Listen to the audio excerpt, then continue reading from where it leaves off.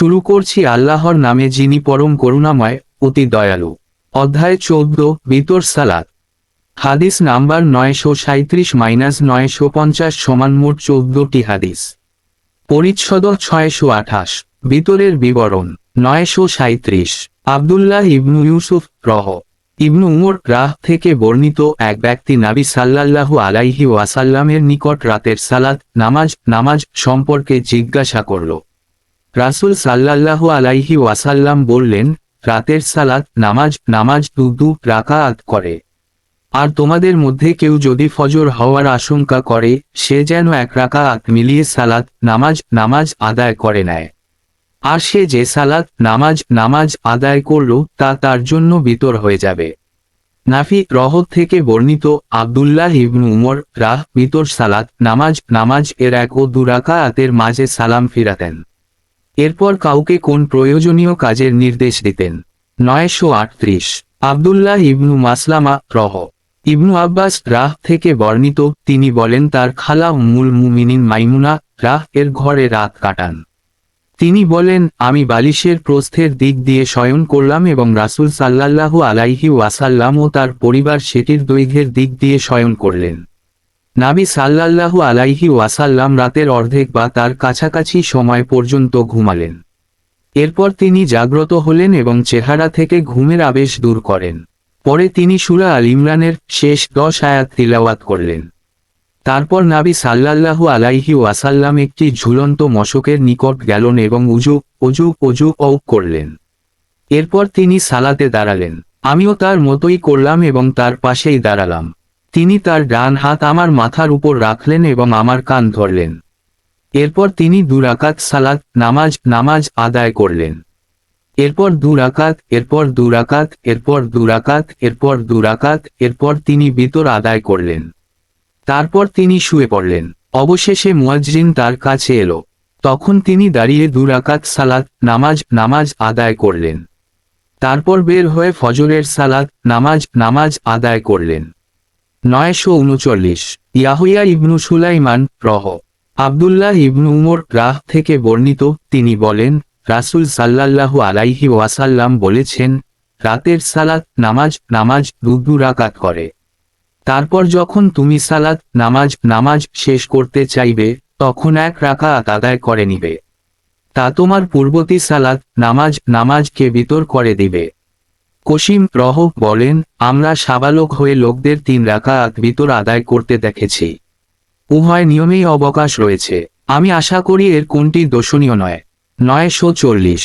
আবুল ইয়ামান রহ আয়েশা থেকে বর্ণিত, তিনি বলেন, নবী সাল্লাল্লাহু আলাইহি ওয়াসাল্লাম 11 রাকাত সালাত নামাজ আদায় করতেন। এ ছিল তার রাত্রিকালীন সালাত নামাজ। এতে তিনি এমন দীর্ঘ সিজদা করতেন যে, তার মাথা উঠাবার আগে তোমাদের কেউ 50 আয়াত পড়তে পারে, এবং ফজরের সালাত নামাজ এর আগে তিনি আরও 2 রাকাত পড়তেন। তারপর ডান কাত হয়ে শুয়ে বিশ্রাম করতেন, সালাত নামাজ এর জন্য মুয়াজ্জিনের আসা পর্যন্ত। পরিচ্ছদ 629। বিতরের সময়। আবু হুরায়রা রাসমাইলি বলেন, নবী করিম আমাকে ঘুমানোর আগে বিতর আদায়ের নির্দেশ দিয়েছেন। 941। আবু নুমান রহ আনাস ইবনু শিরিন থেকে বর্ণিত, তিনি বলেন, আমি ইবনু উমর কে বললাম, ফজরের পূর্বের 2 রাকাতে আমি কিরায়াত দীর্ঘ করব কি না, এ সম্পর্কে আপনার অভিমত কি? তিনি বললেন, নবী সাল্লাল্লাহু আলাইহি ওয়াসাল্লাম 2 রাকাত করে সালাত নামাজ আদায় করতেন এবং 1 রাকাতে মিলিয়ে বিতর পড়তেন। এরপর ফজরের সালাত নামাজের পূর্বে তিনি 2 রাকাত এমন সময় আদায় করতেন যেন একান্তের শব্দ তার কানে আসছে। রাবি হাম্মদ বলেন, অর্থাৎ দ্রুততার সাথে। সংক্ষিপ্ত কিরাতে। 942। উমর ইবনু হাফস আয়েশা থেকে বর্ণিত, তিনি বলেন, রাসূল সাল্লাল্লাহু আলাইহি ওয়াসাল্লাম রাতের সকল অংশে, অর্থাৎ ভিন্ন ভিন্ন রাতে ভিন্ন ভিন্ন সময়ে বিতর আদায় করতেন, আর জীবনের শেষ দিকে সাহরির সময় তিনি বিতর আদায় করতেন। পরিচ্ছদ 630। বিতরের জন্য নবী করিম কর্তৃক তার পরিবারবর্গকে জাগানো। 943। মুসাদ্দাদ আয়েশা থেকে বর্ণিত, তিনি বলেন, নবী সাল্লাল্লাহু আলাইহি ওয়াসাল্লাম রাতে সালাত নামাজ আদায় করতেন, তখন আমি তার বিছানায় আড়াআড়িভাবে ঘুমিয়ে থাকতাম। এরপর তিনি যখন বিতর পড়ার ইচ্ছা করতেন তখন আমাকে জাগিয়ে দিতেন এবং আমিও বিতর আদায় করে নিতাম। পরিচ্ছদ 631। রাতের সর্বশেষ সালাত যেন বিতর হয়। 944। মুসাদ্দাদ রহ আব্দুল্লাহ ইবনু উমর রাহ থেকে বর্ণিত, তিনি বলেন, নাবী সাল্লাল্লাহু আলাইহি ওয়াসাল্লাম বলেছেন, বিতরকে তোমাদের রাতের শেষ সালাত নামাজ করবে। পরিচ্ছদ 632।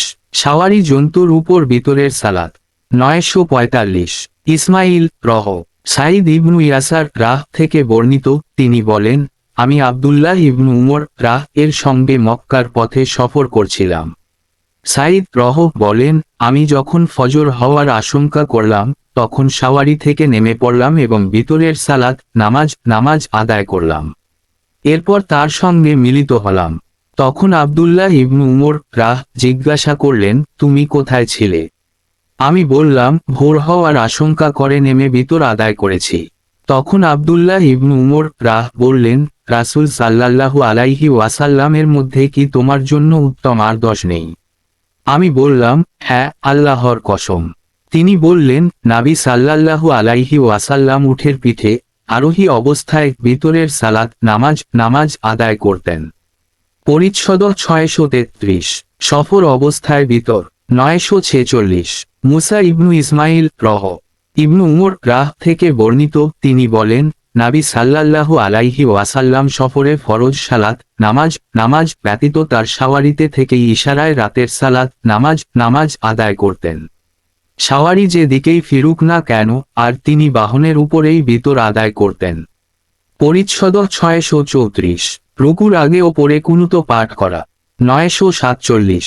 মুসাদ্দাদ রহ মুহাম্মদ ইবনু শিরিন রহ থেকে বর্ণিত, তিনি বলেন, আনাস ইবনু মালিক রাহকে জিজ্ঞাসা করা হয়েছিল যে, ফজরের সালাতে নবী সাল্লাল্লাহু আলাইহি ওয়াসাল্লাম কুনুত পড়েছেন।